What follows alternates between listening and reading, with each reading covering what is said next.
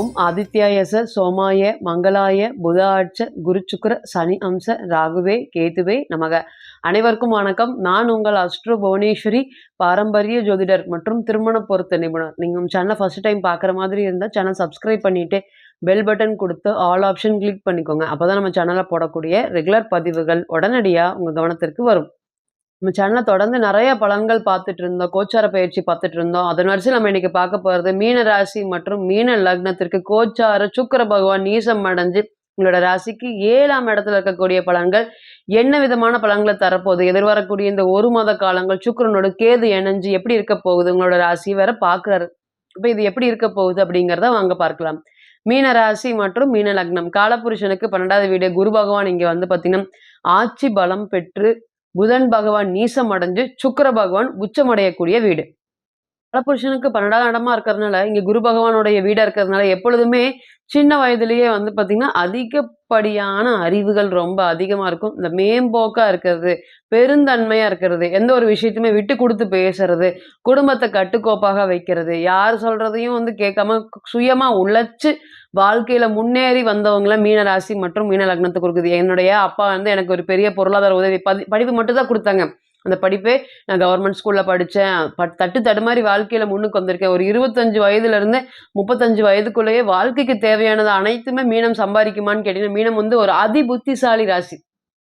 ஏன்னா தனுசு மீனம் வந்து குருவோடைய ராசியா இருந்தாலும் தனுசு குரு வந்து பார்த்தீங்கன்னா உயர்வான குரு, மீன குரு வந்து செல்ஃபிஷ் குரு. அப்போ வந்து தனக்கு என்ன வேணும் அப்படிங்கிறதுல அவங்க தெளிவா இருப்பாங்க. தெளிவா இருக்கிறனால நிறைய விஷயங்கள் வாழ்க்கையில சாதிச்சிருக்காங்களா அப்படின்னு கேட்டிங்கன்னா சாதிச்சிருக்காங்க.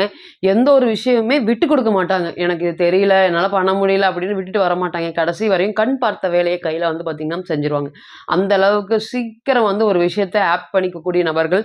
இன்னைக்கு வந்து பார்த்தீங்கன்னா மீனராசியை பொறுத்தவரை நம்ம சொல்லிட்டே போகலாம். இன்னைக்கு வந்து கடுமையாக மனசுமைகள், ஒரு பக்கம் 7.5 சனியோடைய தாக்கம், இன்னொரு பக்கம் கோச்சாரத்தில் ராகு பகவான் உள்ள வந்திருக்காரு. 2 சிங்கத்துக்கு நடுவில் இந்த ராசி இப்போ இருக்கிற மாதிரி அந்த அளவுக்கு மன சுமைகள், மன கவலைகள் இருக்கா அப்படின்னு கேட்டீங்கன்னா கண்டிப்பாக இருக்கு. மீனத்தை பொறுத்தவரையும் அன்றாடம் செய்யக்கூடிய வேலையை செய்ய முடியுமா அப்படின்னு கேட்டிங்கன்னா கண்டிப்பாக செய்யவே முடியாது. ஒரு விஷயம் நல்லா போயிட்டு இருக்கு இருந்தாலுமே வந்து பார்த்தீங்கன்னா அது வந்து முதல்ல இருந்த அளவுக்கு பணம் சம்மந்தப்பட்ட விஷயங்கள் இப்போ எதுவுமே நடக்கவே மாட்டேங்குது. பொருளாதாரத்தில் ஒரு உயர்வான நிலையில இருந்த இன்னைக்கு வந்து பார்த்தீங்கன்னா இந்த 2-3 வருடங்களாக தொடர்ந்து போராடிட்டு இருக்கேன். ஏன்னா உங்களுக்கு பாருங்க, குரு ராகு கிரக சேர்க்கைகள் 2ஆம் இடத்துலயே இருந்தது. இன்னைக்கு உங்களை பாதுகாக்க வேண்டிய குரு 3ஆம் இடத்துல இருக்கிறாரு. ராசியில வந்து பார்த்தீங்கன்னா ராகு பகவான் ராசிக்கு 12ஆம் இடத்துல சனீஸ்வர பகவான். அந்த அளவுக்கு மன சுமைகள் ரொம்ப அதிகம். என்னென்ன சம்பாரிச்சிங்களோ அதை எல்லாமே ஒன்றா இப்போ பேரு புகழ் நோக்கி ஓடிட்டு இருந்தீங்கன்னா இந்த பேரு டேமேஜ் ஆகிறதெல்லாம் இப்போ பார்க்கலாமா அப்படின்னு கேட்டீங்கன்னா பார்க்கலாம். இப்போ வந்து யாரும் மீனராசி மற்றும் மீன லக்னத்தை கூப்பிட்டு கேட்டால் அப்பப்போ மனசுல என்ன, எனக்கு வந்து எந்த பிரச்சனையுமே நான் பண்ணவே இல்லை, ஆனாலுமே எந்த ஒரு சூழ்நிலைக்கோ அடிதடிக்கோ சண்டை சச்சரவுகளுக்கோ எதுக்குமே போறதில்ல, இருந்தாலும் எனக்கு அவ்வளோ மன பயமா இருக்கு, ஏதாவது நடந்துருமோன்னு பயமா இருக்கு. அந்த மாதிரி பயத்தை ஏற்படுத்தி கொடுக்கவர் தான் ராகு. எப்பொழுதுமே எந்த கிரகத்து மேல ராகு போனாலும் ராசியில போறதுக்கு 100 மடங்கு பலன் அதிகமா அப்படின்னு கேட்டீங்கன்னா இருக்கும்.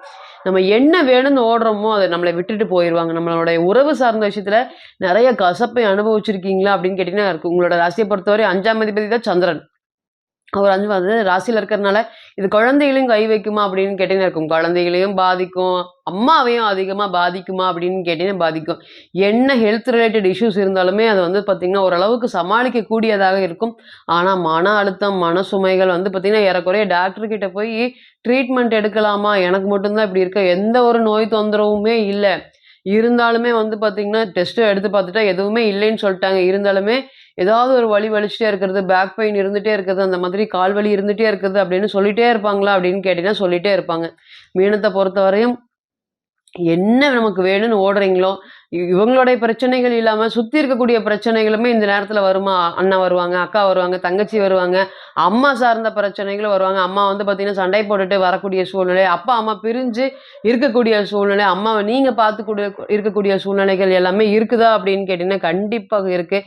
என்னென்ன கிடைக்க வேணும், இந்த வருஷம் வந்து இதை பண்ணிடணும், இதை முடிச்சிடணும், இந்த கடனை அடைச்சிடணும்னு நினைக்கிறீங்களோ அது எல்லாமே வந்து பார்த்தீங்கன்னா இன்னும் 2 வருஷம் தாட்டும் போல அப்படிங்கிற அளவுக்கு ஒரு எண்ணத்தை ஏற்படுத்தி கொடுத்துருமா மீனத்தை பொறுத்தவரை அப்படின்னு கேட்டிங்கன்னா அப்படிதான் ஏற்படுத்தி கொடுக்க போகுது. உங்களோட ராசிக்கு அப்படிதான் கிரக அடைவுகள்லாம் இருக்கு. இந்த நேரம் சுக்கிரன் உங்களுடைய ராசிக்கு அஷ்டமாதிபதி 7ல வந்து நீசமடையக்கூடிய கிரகங்கள் வந்து பார்த்தீங்கன்னா எப்படி இருக்க போகுது? எதிர்வரக்கூடிய இந்த 1 மாத காலங்கள் இதெல்லாமே நீங்க சந்திச்சு வந்த பாதைகள், இப்ப சந்திச்சுட்டு இருக்கிறதும் கூட. இனி எப்படி இருக்க போகுது அப்படிங்கிறத வாங்க பார்க்கலாம்.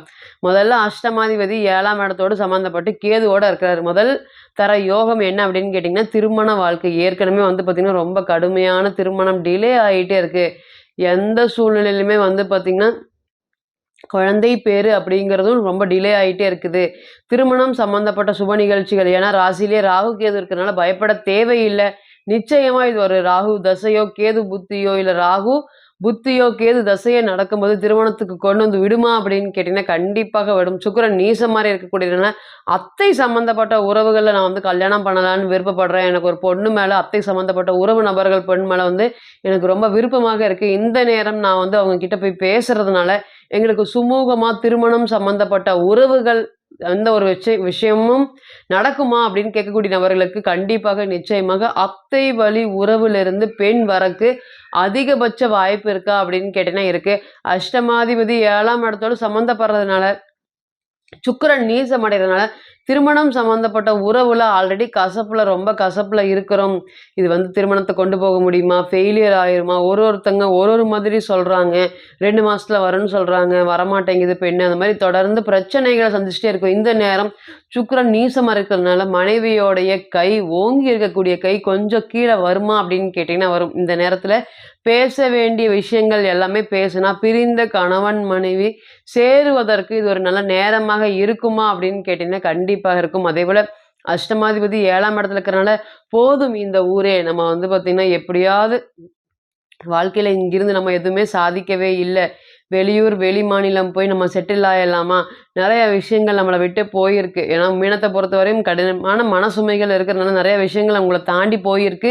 இனி வரக்கூடிய காலங்கள் நெறையா பேருக்கு வந்து வாழ்க்கையில வந்து ஏணியா இருந்து நெறைய பேருக்கு ஏற்றத்த குடுத்த நீங்க, இன்னைக்கு யாருமே வேண்டாம், வெளிய விட்டா போதும் அப்படிங்கிற அளவுக்கு மனக்கவலைகள் அதிகமா இருக்கு.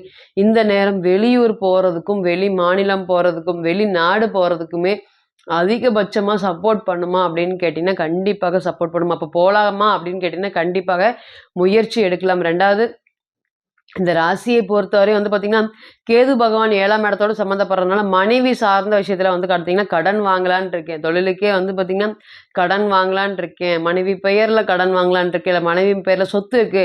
அந்த சொத்தின் பேர்ல கடன் வாங்கலான்ட்டு இருக்கேன். இந்த மாதிரியான கேள்விகளுக்கு நிச்சயமா கடன்கள் கிடைக்குமா அப்படின்னு கேட்டீங்கன்னா, கிடைக்கும். நெறைய கடன்கள் வந்து பார்த்தீங்கன்னா, நான் போறேன், ட்ரை பண்றேன். திரும்பி ஏதாவது ஒரு வழியில சொல்லி, சொல்லி என்னைய அனுப்பி விட்டுர்றாங்க. அந்த கடன்லாம் கிடைக்க மாட்டேங்குது.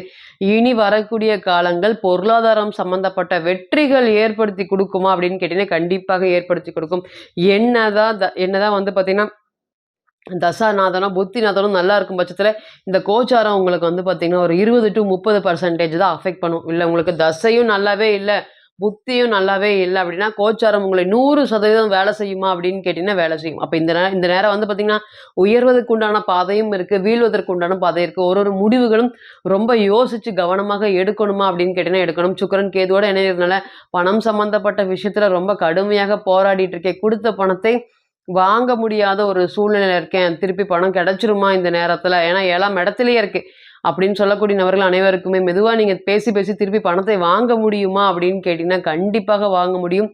என்னதான் வந்து சுக்கிரன் நீசம் அடைஞ்சாலும் குருவினுடைய பார்வையில இருந்து ராசிய பார்க்கறதுனால, இழந்த தைரியத்தையும், தன்னம்பிக்கையும் மீட்டெடுக்கக்கூடிய காலமாக இந்த கோச்சாரம் இருக்குமா அப்படின்னு கேட்டீங்கன்னா, கண்டிப்பா இருக்கும். சனீஸ்வர பகவான் 12ஆம் இடத்துல இருக்கிறனால முழுக்க முழுக்க வெளிய போயிரலாம், வெளிய போயிரலாம் அப்படிங்கிற எண்ணத்த தான் அதிகபட்சமாக குடுக்கும். அப்ப அதன் மூலியமாக நீங்க எடுக்கக்கூடிய ஒரு ஒரு முயற்சிகளுமே நிச்சயமா வெற்றியை ஏற்படுத்தி குடுக்குமா அப்படின்னு கேட்டீங்கன்னா, கண்டிப்பாக ஏற்படுத்தி கொடுக்கும். ஆக மொத்தம் இந்த கோச்சார காலங்கள் உங்களுக்கு போராடி ஜெயிக்கக்கூடிய காலமாக இருக்குமோ தவிர, ஒருபோதும் உங்களை வீழ்த்தக்கூடிய காலமாக இருக்காது. ரொம்பவே கவனமா இருக்கணும். கடன் வாங்கும்போது எவ்வளோ வட்டி, என்ன வட்டி அப்படிங்கிறதுல தெளிவா இருந்துக்கிட்டீங்கன்னா, நீங்க கடன் சார்ந்த பிரச்சனையில மாட்ட மாட்டீங்களான்னு கேட்டீங்கன்னா, மாட்ட மாட்டீங்க. இப்ப நீங்க கேட்டு செஞ்சுட்டு இருந்த அனைத்துமே கோச்சார பலன்கள் தான். 40லிருந்து 60% மட்டுமே பொருந்தும். தனிப்பட்ட ஜாதகத்த நம்ம எடுத்து தசாபுத்தி நடப்பு அந்தரம் கணிக்கும்போது, கிரகம் பெற்ற பலம், பலவீனம் அடிப்படையில பலன்கள் கூடவோ, குறையவோ செய்யும் அப்படிங்கிறதுல ஒருபோதும் மாற்றம் இல்லைங்க. தனிப்பட்ட ஜாதகத்தை நீங்க ஆலோசனை பண்ண விருப்பப்பட்டா, கீழ இருக்கக்கூடிய இந்த நம்பருக்கு கான்டாக்ட் பண்ணுங்க. நான் வணங்கக்கூடிய நரசிம்மர் உங்க எல்லோருக்குமே நல்ல வளமான வாழ்க்கையை ஏற்படுத்தி தர நான் நிச்சயமா பிரார்த்தனை பண்ணிக்கிறேன். மீண்டும் ஒரு பதிவில் உங்களெல்லாம் சந்திக்கும் வரை உங்களிடமிருந்து விடை பெறுவது உங்கள் அஸ்ட்ரோ புவனேஸ்வரி. நன்றி, வணக்கம்.